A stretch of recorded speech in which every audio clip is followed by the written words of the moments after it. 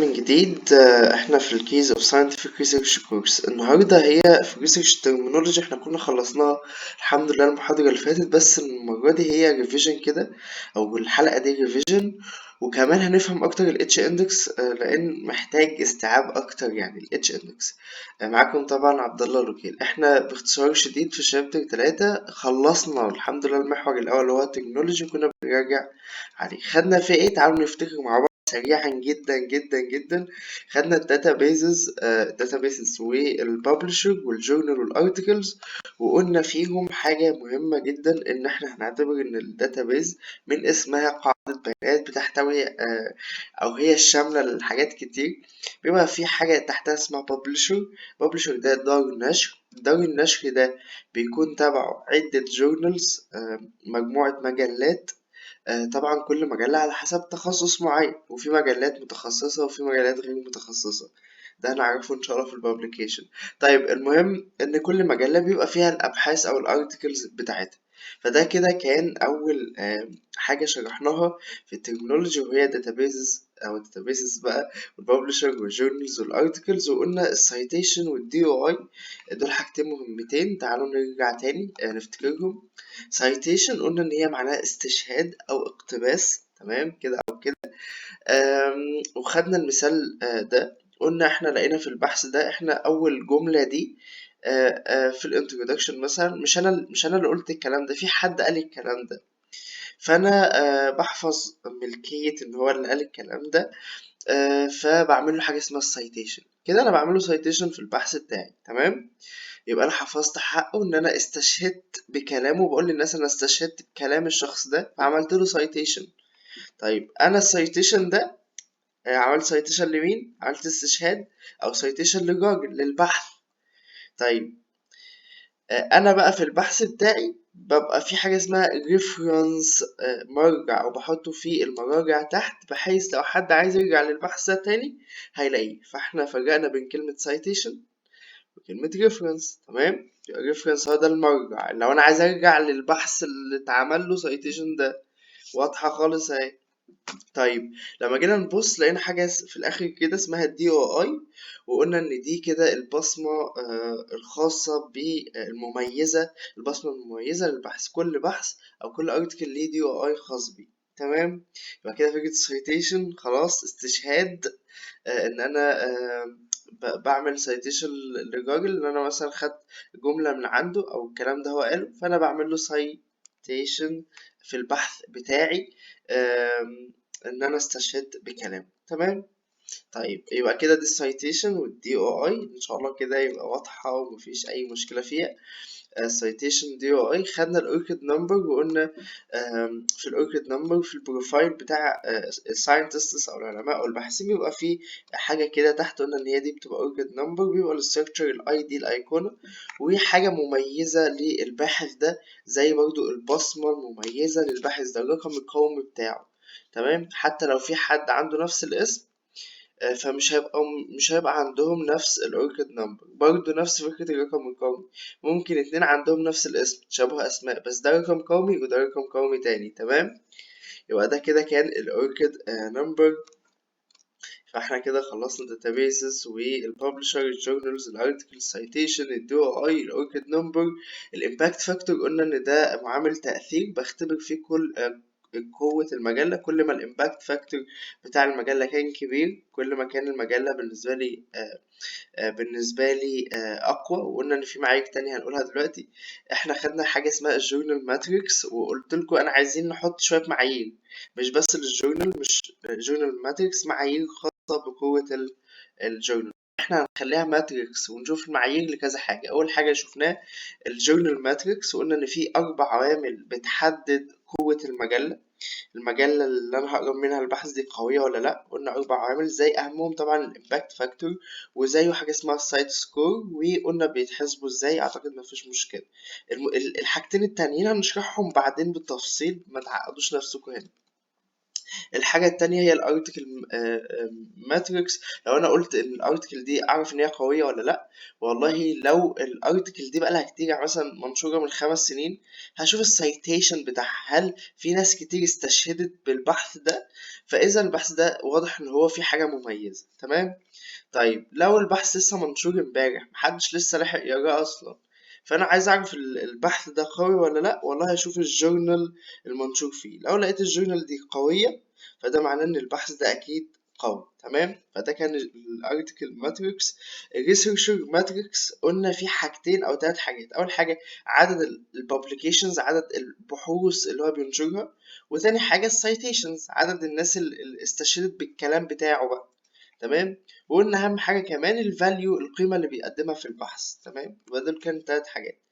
انا بقى عشان اقيس قوه الباحث ده بيكون من خلال حاجه اسمها الاتش اندكس. تمام.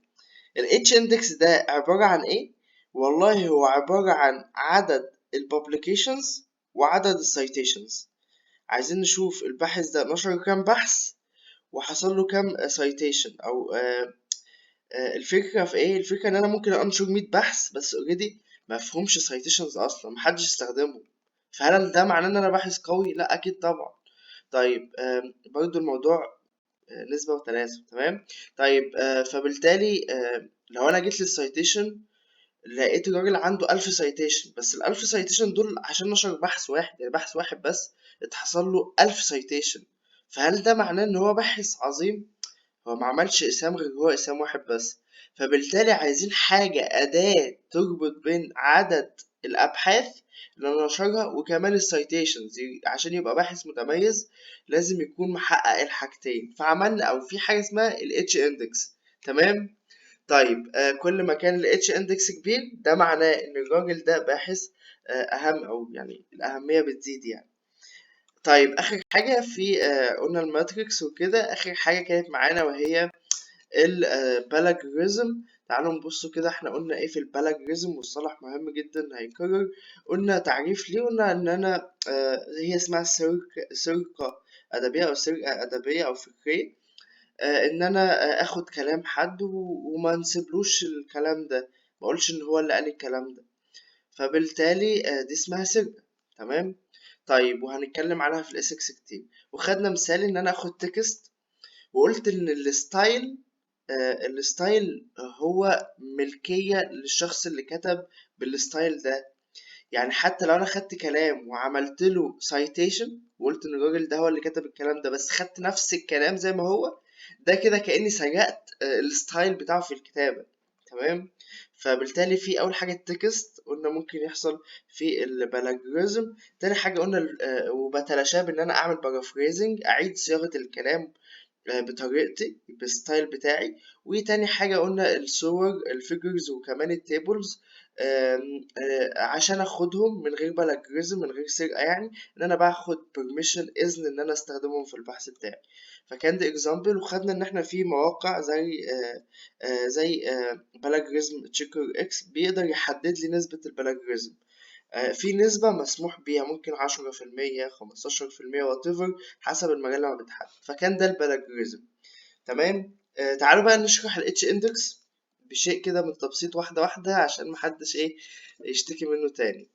H index انا حاطط جنبه كده كلمتين publication و citation. انا عايز حاجة تربط لي بين الحاجتين في الباحث. ما انا ما بقاش باحث نشر تاني 100 بحث اوريدي محدش استخدمهم. طيب لو انا قلت مثلا الباحث الفلاني نشر 100 بحث، طب ما هم مش مهمين. طيب في نفس الوقت الباحث الفلاني حصل له 1000 سايتيشن، طب ما هو 1000 سايتيشن ده عشان نشر واحد بحث واحد مثلا كان ريفيو وناس كتير استخدمت الريفيو ده بس، فهل هو ده باحث عظيم؟ لا طبعا. فبالتالي دي فكرة ال H index، بتربط بين ايه؟ الببليكيشن والسايتيشن. طيب تعالوا واحدة واحدة كده نفهم الدياجرام ده.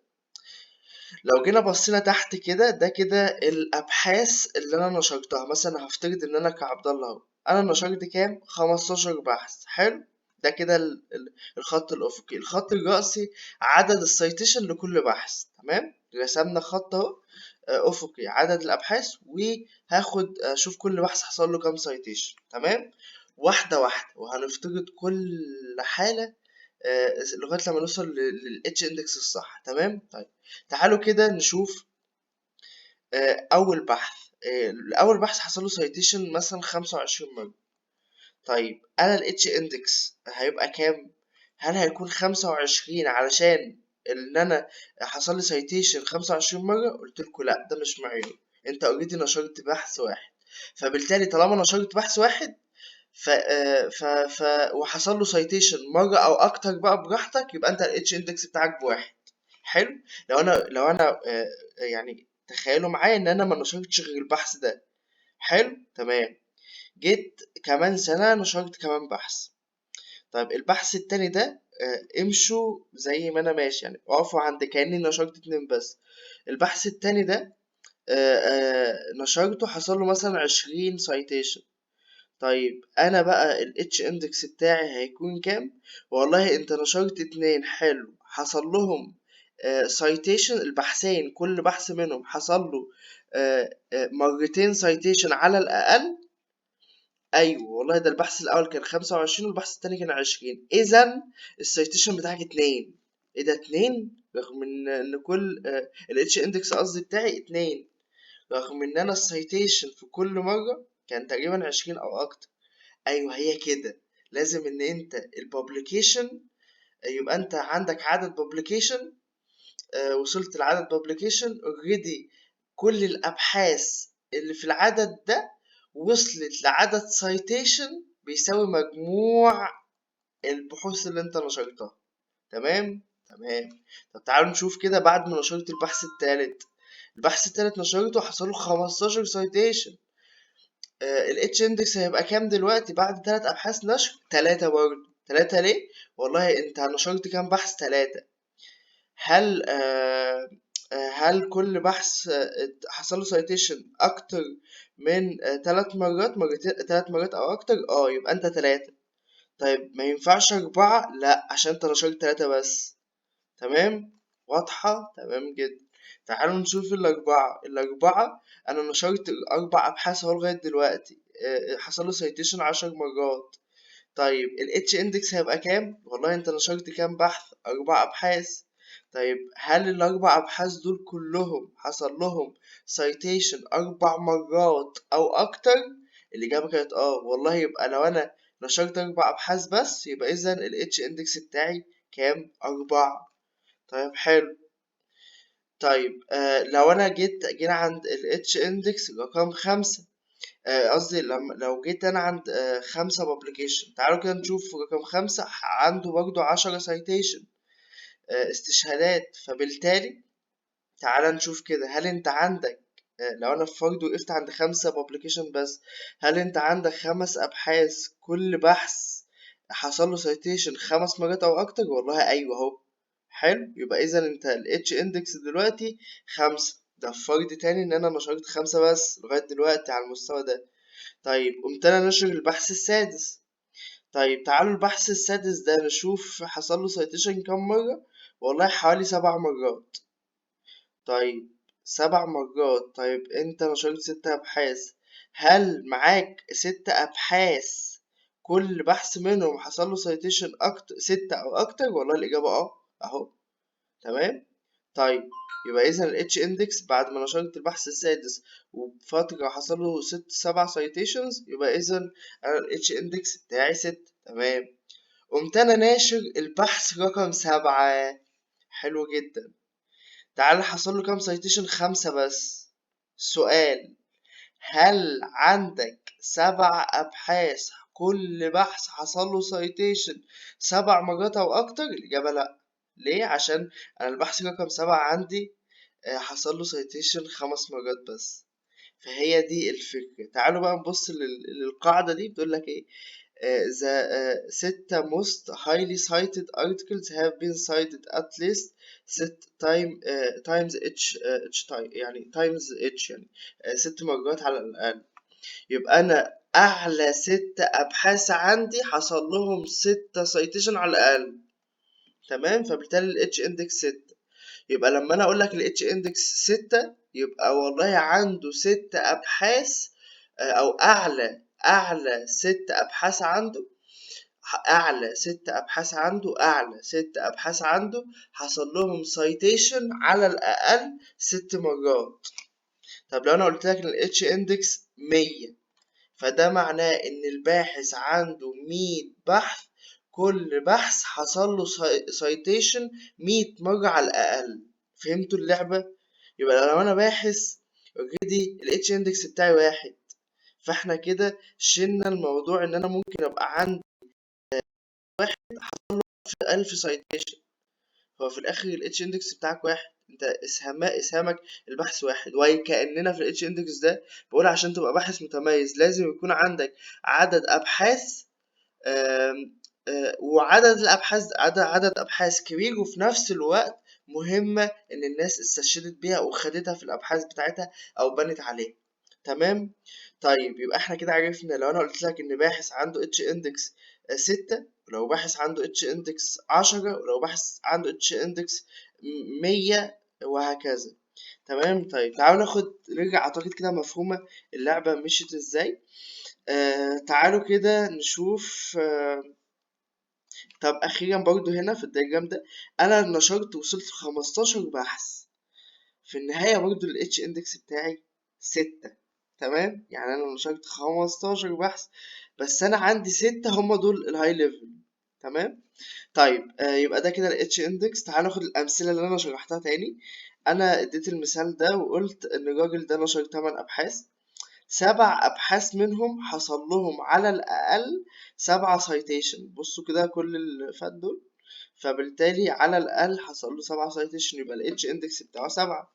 طيب تعالوا مثال التاني اللي احنا اديناه، وقلنا إن الباحث ده نشر 11 publications، 4 منهم بس حصل لهم سايتيشن 4 مرات أو أكتر. طيب تمام. طيب حلو. يبقى كده ال H index بتاعه 4. ايه ده يا عبد الله؟ ما هو نشر 11 بحث بس لازم يكون عندي أبحاث عندها citation عالي. تمام. طيب فده كده المثال. يبقى impact H index قصدي 4، ده معناه إن عنده 4 أبحاث كل بحث حصل له citation على الأقل 4 مرات. دكتور احمد زويل احنا خدنا المثال لقينا ال H index بتاعه 129. ده بقى فكرة نوبل برايز. الباحث العظيم دكتور احمد زويل عنده 129 H index. معناها ايه؟ معناها ان هو عنده 129 بحث كل واحد على الاقل حصل له citation 129 مرة. طيب دكتور مصطفى السيد هنلاقي إن 141. ده معناها إيه؟ إن عنده 141 بحث كل بحث منهم حصل له citation على الأقل 141 مرة. حلو كده. يبقى عنده 141 بحث أقوياء جدا. تمام. يبقى كده ده ال H index خلص على كده الحمد لله. السؤال بقى هو يعني ايه H index بيساوي 150 لو انت قريت حاجة زي كده.